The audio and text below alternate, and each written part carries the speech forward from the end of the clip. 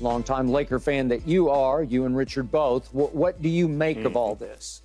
Well, look, there's always confrontation on sidelines with coaches and players, and back and forth, and trash talk that goes on. I would like to have heard the full conversation, I wanted to hear. As far as them tossing one another out for foul language, I mean, the referees heard worse than that, I'm sure. So I don't know if that was all that was, I don't know, displayed to us in a post-game press conference. We didn't get it all. I wish we could have got it all. I think it's pretty much out there if you want to go on the internet. But you don't get the full conversation. The footage that I got, I can barely hear. Well, it requires some lip reading on email. Yeah, I'm not a professional lip reader, so to speak, Skip. But I would have liked to have heard the full context of the conversation, just everything, because people have exchanges. So to toss two dudes, I understand maybe you give them technicals, and Udoka's second technical, so he gets tossed. But to toss him is just a little weird to me. Now, Ime says that the Lakers are not known as a tough team.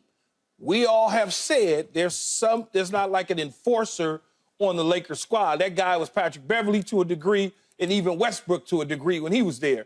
That had that, I don't know, that tough guy type mentality. But you don't have to be a winner to be a fake tough guy. What do we need? That we want authentic. And I think in this situation, Richard, we get authentic versus somebody trying to act like they tough. As long as you don't, I guess, approach it in a way that would make you feel threatened, then everything is fine. It's just back and forward. What's the big deal? What's the big deal? Right. I mean, the big deal for me is the disrespect, and you not out there. And so that's the part that gets me. He's sitting there acting like he tough. You ain't tough. You ain't tough. You standing on that sideline under the protection of these referees in this stadium and these cameras. So you could say, don't walk over here like you tough, call him the B word, call him soft. But in a dark alley, when it's just y'all two, are you approaching with the same energy? I would say Udoka's going to approach you with the same energy. Yes. I would say he is. I don't know. I'm telling you. I would say he would. I hear y'all. I hear y'all. But I'm sure Udoka has played LeBron James because LeBron James has been in the league long enough to play. Were you approaching it with that same energy? Because if you were, he was probably punishing you. And so maybe that's a little bit of jealousy. Maybe. I don't like you coming with this energy like you somebody. You ain't nobody. You don't got no bars in this league. You ain't got no championships. So when you talking to a player and you're talking like that, like I couldn't imagine a coach talking to me like that in football, because when players talk to you like that in football, that's the cool thing about this game. You talk like this in football, you're going to have to physically show me that you mean what you say. This is a physical sport. This is a combat sport. If I call you the B word, you get a chance to prove you not. In this instance, you calling him soft, you calling this, he beating your team. This is a finesse game. You're not in boxing, you're not in football, you're not in hockey. Like, shut up. Okay, all fair points, Richard. I buy where you're heading with that. But you have to understand, when Ime did play, he wasn't a great player. He wasn't even a very good player, but he was an enforcer. Yeah. He's not as big as LeBron because he goes about 6'6", maybe 225-ish, 230. What's LeBron, 6'9", 260? But he's a scrapper. Trust me. Yeah, he was a scrapper. He's a scrapper. In games that he played against LeBron, he was 2-6 in his playing career. But he was the right hand of God the Father Almighty, Coach Pop with the Spurs, my Spurs, during those two finals that he coached against LeBron. So he knows LeBron inside and out, and obviously he continues coaching against him now as the head coach in Boston and now in Houston. The point is that he does not have high respect for LeBron's toughness, his physical toughness, his sort of mental toughness under fire. And to me, to Richard's point, the three of us go back and forth about Michael Jordan versus LeBron James and the GOAT debate.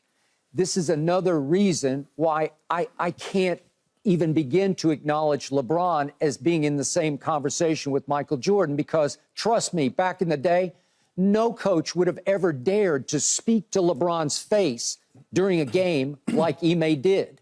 You mean Michael's face? To Michael's face. Yeah, yes. you mean. I'm sorry, to Michael's face like this, because you all hell would be unleashed on you, because he might score 100 points on you. And if you didn't do it in that game, he'd score 200 the next game and 300 the next game, because you just didn't mess with him, because hell hath no fury like Michael Jordan unleashed on you. So the point was that I was shocked by it, but not surprised in the end, because that's how Ime feels about LeBron James. That's the way a number of people feel, but Ime, at age 46, still has some player left in him, maybe to a fault, to Richard's point, because he doesn't play. But he's like basically saying, if you want to go right now, let's go right now. And if you want to meet me in the dark alley after the game, I'll be there. And this is just me. If that ever ensued, not that I'm wishing for it or, encouraging it. Don't even go there. Hey, Skip. well, I'm just saying my money would be on Ime. I'm taking LeBron. I'm taking Ime. I'm not. I'm gonna take an out of shape coach over a fit athlete. Are you crazy? Ime looks in pretty good shape to me. That's just me. He looks like a retired player, man. Is what he looks like. This man, but I hear you, Skip. But he did play against him. Like you talking about a dude with very little to lose. You know what I mean? Like, that's why you sitting there like, LeBron, you walking over here like you going, no, he can't do nothing. This is LeBron James. It's King James. Anything he does for you is a sully of his reputation. It's going to be a headline. It's going to be this. It's going to be that. You just talking to him like this makes news. So, yeah, you protect it, because he going to walk over there and regardless. Like, he got nothing to win in any kind of fight, any kind of confrontation. Anything he walks into is a lose-lose situation. So, yeah, you can sit there and talk to him. He walked up respectful. It looked like LeBron walked up respectful. He did. Hey, no, he was trying to tell him nicely, hey, don't use that word. We grown men. Yeah. I'm not trying to disrespect you. Don't disrespect me, because I'm not out here disrespecting your players. I'm not calling them that. We playing a game. I thought it was a travel. I'm going to say it's a travel. Like, when you call stuff, do I say, hey, stop beat? Like, you know what I mean? But when you try to fake tough, I hate the fake tough stuff in sports, because ain't nobody fighting out here. Ain't nobody fighting out here. You're not out here to fight. This is a basketball game. So shut up and coach basketball. Yeah, I don't know that Ime was trying to be fake tough, Richard. I don't think that was the case, nor do I think he was trying to antagonize LeBron to physically have a physical confrontation. That, you got to remember, much like Skip just said, maybe he is in the I used to play and I'm not that far removed from being on the court. Yeah. So it's still kind of in my DNA to approach it a certain way. I don't think LeBron wanted to fight, and I don't think Ime wanted to fight, just because they're grown men. You throw that B word out there. You throw that B word out there too many times. You know how many dudes on the court go back and forth calling each other names? Worse than that. Yeah, I know, but that's the word. Come on. That's worse the word that you could, Skip. People do that worse than that. When you say that, you saying, hey, there's a chance we can get physical right now. That is true. When you go there, you're crossing a line. Yeah. I don't look at it that way. I just don't. I'm sure he's not the first person to say that to LeBron in the course of a basketball game. Well, time out. Sure. I got to point out, Draymond got suspended during the NBA Finals in large part because he yelled that word at LeBron as they went up court, and then he kicked him in the midsection. That's what I'm saying. Okay. So, and I'm sure LeBron done said it to somebody throughout the course of basketball, too. And then back to what you said about Michael Jordan, the TV cameras and the microphones and all that wasn't around in that day and age the way it's have evolved now, Skip. I could probably, without even factually knowing, could promise you that somebody done said that to Michael Jordan before. I will bet you not. Oh, God. I will bet you not. Detroit Pistons and them Michael high Celtics. regard, no question. higher than you. Right. I hold him way at the top. I hope I hear from Michael today about anybody. Michael, would you please let me know today if anybody ever used the B word against you? You can't tell me the Pistons in Rodman and them dudes, when they was over there, wasn't saying things to him. That's the last word you want to use to him. Yo, I understand what you're saying. They weren't scared of him, Skip. I guarantee you that. They were horrified but not scared because they knocked him on his tail. that there's a whole book that was written about the Jordan rules. If he elevates, he goes down, right? Yeah, of course. Right. That was Right. that was a Skip, plan.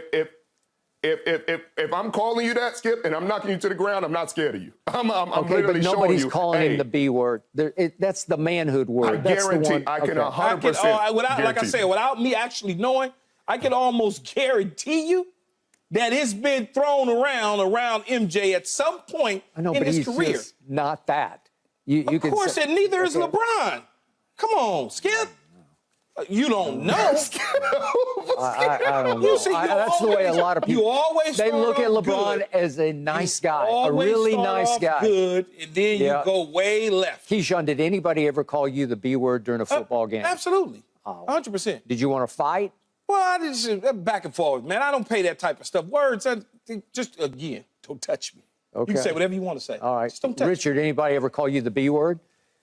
Yeah, but they had to prove it, Skip. And a lot of times they couldn't prove they couldn't put their money where their mouth was. And in football, when you say it, I get a chance to physically impose my You will do. and physically, that's a different kind of game. It is. Thanks for watching, Undisputed fans. Do you want more highlights from the show? Make sure to click that subscribe button for all the exclusive content from Undisputed.